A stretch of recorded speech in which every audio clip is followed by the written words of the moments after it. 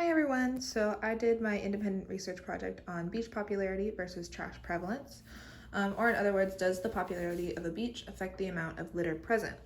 Um, so for this project, I chose two different beaches, Long Beach and El Segundo, with two very different visitor counts. So El Segundo is at 516,000 and Long Beach is at 4.7 million, and that's per year.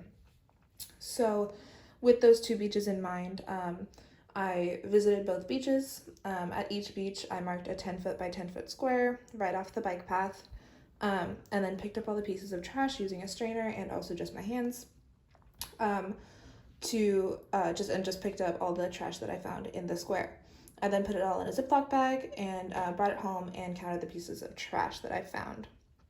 I also repeated this process 4 different times over 4 different weeks. Up here you can find all of my data. From what you see, Long Beach had a much higher trash prevalence than El Segundo did, and it was very consistent overall as well. Another thing too is that Long Beach had a lot more small pieces of trash versus El Segundo that had kind of larger pieces of trash and different kinds of trash at El Segundo as well. This first graph here is a diagram of the different days that I went and the amount of the pieces of trash that I found when I went each day.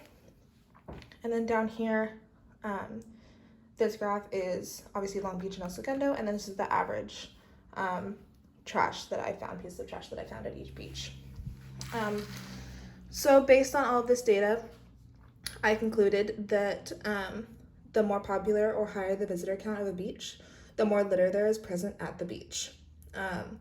Like I said, Long Beach has a much higher popularity count than El Segundo, and on average, the litter collected at Long Beach was 77.5, and El Segundo was only 9.25. So for people that want less litter at the beach, I would recommend going to a less populous beach, such as El Segundo. However, rather than just visiting less popular beaches, we as a society should definitely make an effort to clean up our beaches, thus making all of our beaches cleaner.